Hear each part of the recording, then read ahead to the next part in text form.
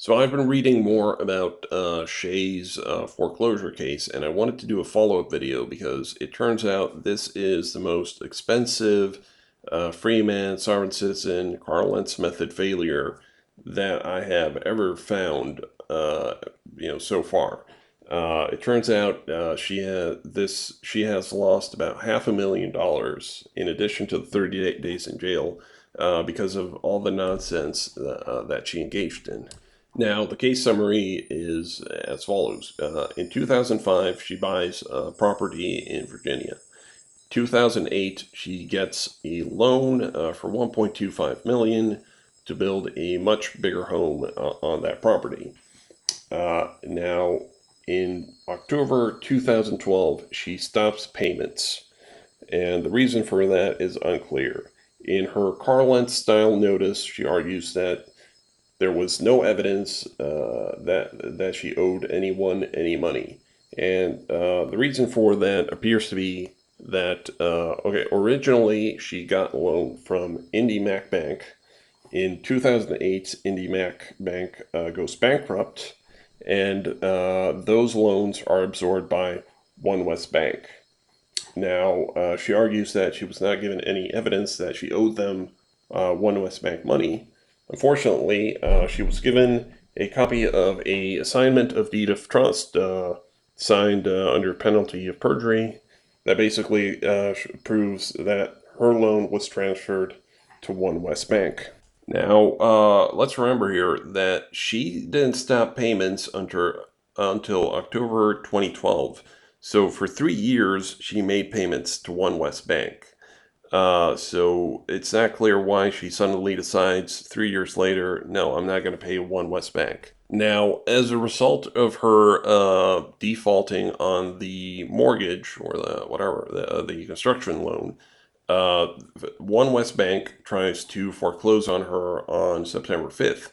One day before the foreclosure, she files for Chapter 11 bankruptcy. Now, also in the Carl Lentz style notice, she complains that her case was unlawfully converted from Chapter 11 to Chapter 7. Uh, Now, under Chapter 11, she can stay in the house as long as she keeps up to date on payments and follows a list of rules. Uh, as explained by the court, she was supposed to file monthly reports. She was ordered to file monthly reports, however, she never filed those. And in May 2014, the case was converted to a Chapter 7 as a result of the non filing of those monthly reports. There are also a whole bunch of actions she took to try to delay the sale of the property. For example, in August 2015, she breaks into the house, changes the locks, etc., and as a result is arrested.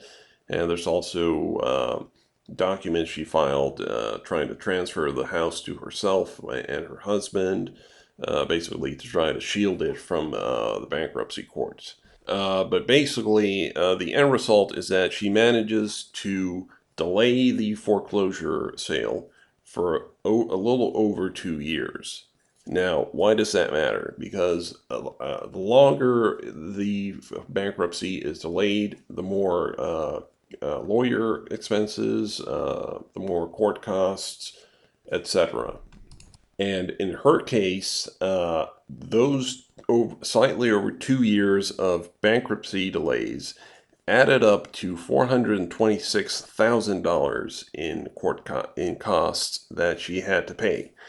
Now, let's keep in mind here, she only owed at the time of the foreclosure $1.4 million.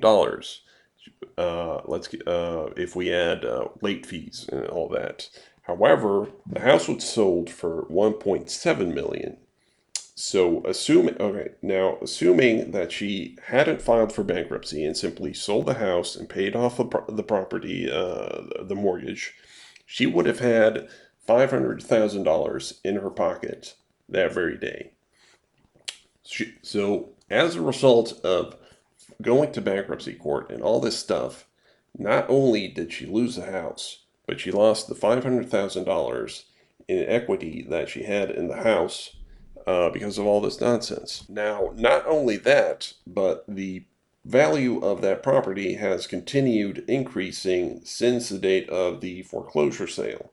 The property is currently, the market value of the property is between 1.9 and $2 million, depending on what website you check it out on. So again, if we remember that she only owed the bank $1.25 million, but she had a house that was worth $2 million, she could have, in theory, sold the house, paid off the mortgage, and kept $800,000 simply by walking away from the situation. So, people were asking me, hey, why are you wasting all this money on all these court documents? Look, this is an absolutely fascinating situation. This woman has lost $800,000. That's more money than most people make, I don't know, in 10 or 20 years.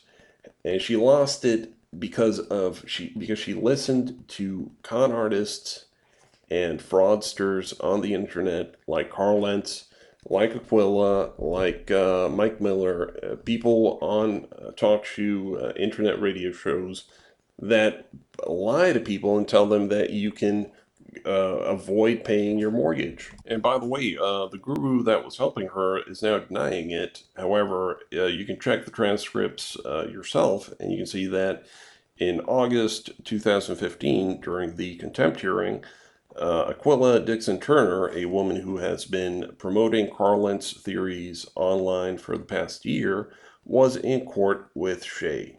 And now, at that contempt hearing, criminal charges were recommended, and she did end up being charged criminally with contempt, and she did go to jail for 30 days. So there is clear evidence of involvement by Freeman, sovereign citizens, gurus.